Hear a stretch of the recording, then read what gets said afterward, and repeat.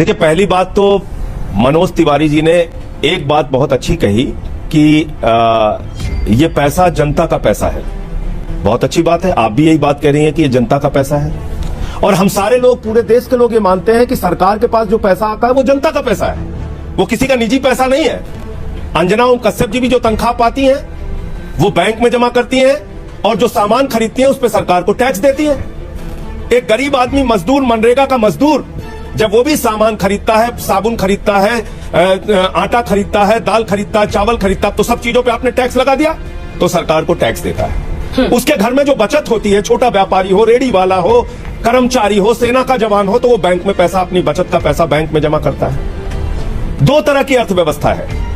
एक मोदी सरकार का मॉडल है, आदरणीय प्रधानमंत्री जी जो मुफ्त की रेवड़ी, और ये पूरे के पूरे भारतीय जनता पार्टी के नेता और सांसद वोट लेना होता है तो हाथ जोड़कर कहते हैं सब कुछ देंगे, और बाद में मुफ्त की रेवड़ी कहकर जनता को जो अपमानित कर रहे हैं, उसकी हकीकत पूरे देश को पता चलना चाहिए।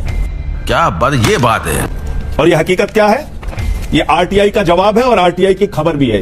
ये आरटीआई में दी गई जानकारी है कि 11 लाख करोड़ रुपए चंद पूंजीपतियों का माफ किया है अंजना ओम कश्यप जी इन लोगों ने। कितना? 11 लाख करोड़ रुपए। जीरो लगाते लगाते आप थक जाएंगी। और अगर 11 लाख करोड़ रुपए इस देश की जनता के हित में लगा दिया जाए तो कल्पना कीजिए कितने बच्चों के स्कूल बन जाएंगे, कितने अस्पताल बन जाएंगे, कितने किसानों के कर्ज माफ हो जाएंगे, कितने जो फ्लैट की ईएमआई नहीं भर पा रहे हैं, जो अपने बाइक की ईएमआई नहीं भर पा रहे हैं, कितने लोगों का कर्जा माफ हो जाएगा, कितने रेडी पटरी वालों का कर्जा माफ हो जाएगा। नहीं, आपने चंद पूंजीपतियों का 11 लाख करोड़ रुपए माफ किया, और ये आपके सरकार के द्वारा दी गई जानकारी है आरटीआई की मेरे पास। अरे बाप रे, ये तो धोती खोल रहा है। एक बात। दूसरा, मुफ्त की रेवड़ी आप किसको दे रहे हैं? बैंकों में जो जनता का पैसा जमा है वो पैसा 50 भगोड़े लेके भाग गए इस देश से। कितना? 68,000 करोड़ रुपए। अंजना ओम कश्यप जी, मैं पूछ रहा था भारत की संसद में, मुझे जवाब मिला मंत्री जी का 3,000 करोड़ का बजट है 130 करोड़ की आबादी वाले देश के खेल बजट है 3,000 करोड़ रुपए देश का, और 68,000 करोड़ रुपए लेके 50 लोग भाग गए। इतने में पूरे देश के किसानों का कर्जा माफ हो सकता है, फसल का दाम दोगुना हो सकता है। आपको आटा, दाल, चावल पे टैक्स लगाने की जरूरत नहीं पड़ती अगर इन लोगों से आप पैसा वसूल लेते, इन 50 लोगों से। इसमें नीरव मोदी भी है, इसमें ललित मोदी भी है, इसमें विजय माल्या भी है, इसमें मेहुल चौकसी भी है, इसमें नितिन संदेशरा भी है, इसमें बहुत बड़े बड़े लोगों की सूची है। आपके राज्य में क्या हुआ?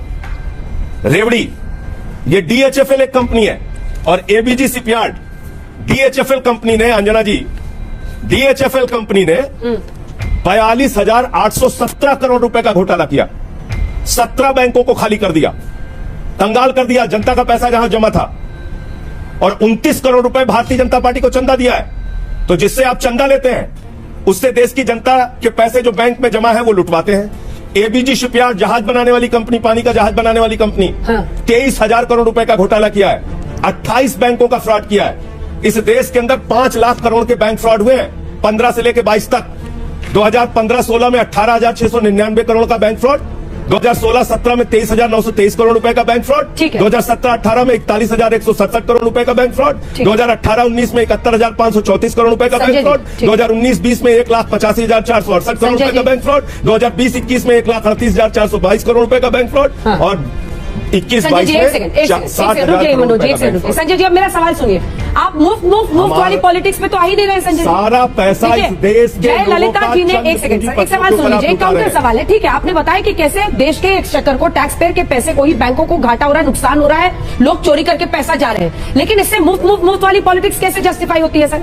जयललिता जी ने, अब नहीं रही इस दुनिया में, लेकिन उन्होंने एक वक्त पर मंगलसूत्र मुफ्त हम बांट देंगे महिलाओं को, वोट बैंक सुनिश्चित करने के लिए मंगलसूत्र बांट देंगे, 1 रुपए किलो में चावल दे देंगे। दक्षिण भारत में इसका खूब इस्तेमाल किया गया। आप यहाँ पर मुफ्त की, ऐसे थोड़ा ना देश चलता है सर, ऐसे थोड़ा ना कोई भी राज्य अपने इकोनॉमिक्स को, अपने उसको मैनेज कर पाएगी। अंजना ओम कश्यप जी, मुझे सिर्फ एक सवाल का जवाब दीजिए। जय मनोज जी, आ रही हूँ। अंजना जी, उनका समय पूरा हो गया, मुझे समय दीजिए। छोटा सा जवाब, उसके बाद मैं आ रही हूँ तुरंत। 20,000। आप जब बोल रहे थे तो नहीं बोला मैं, और अभी फिर 10 मिनट अकेले बुलवा लीजिए मनोज जी को, तब मैं बोलूंगा। नहीं, मैं रोकता नहीं हूं उनको, उनके पास जितना विषय रहा करे सब बुलवा लिया कीजिए। दाम वो तो बताता अपना हूं। इकोनॉमिक संभाल रहे हैं मैं सर। सारे आप आंकड़े लेके आया। मेरे सवाल पे तो आइए सर। 2000 बीजेपी का इकोनॉमिक्स तो आप समझा रहे हैं, उनको रेवेन्यू कलेक्शन करना है, वो हाँ, करते आपके हैं। सवाल पे वो उनको आप- रेवेन्यू आप किस कलेक्शन पॉलिसी करना को आप है। सही मानती हैं? हाँ, मैं आपसे आप पूछ रही बताइए ना हूँ। किस पॉलिसी को आप सही मानते हैं? नहीं, मैं आपसे सवाल पूछ रही हूँ। 92 आप लोगों जवाब को दीजिए, जनता को कन्विंस 92 लोगों के पास 55 करोड़ लोगों के बराबर की आमदनी हो। हाँ, मैं कहता रहा हूं आपसे, 92 लोगों के पास 55 करोड़ लोगों के बराबर की आमदनी हो। क्या आप ऐसी असमानता की अर्थव्यवस्था चाहती हैं? क्या आप चाहती हैं कि इस देश में एक ऐसी अर्थव्यवस्था हो जिसमें मोदी जी के सबसे करीबी मित्र को 2.5 लाख करोड़ रुपए का बैंक कर्जा मिल जाए और गरीब आदमी 2 वक्त की रोटी के लिए और राशन के लिए और अनाज के लिए लाइनों में लगा रहे? ये बिक गई है गवर्नमेंट, अब गवर्नमेंट में कुछ नहीं है।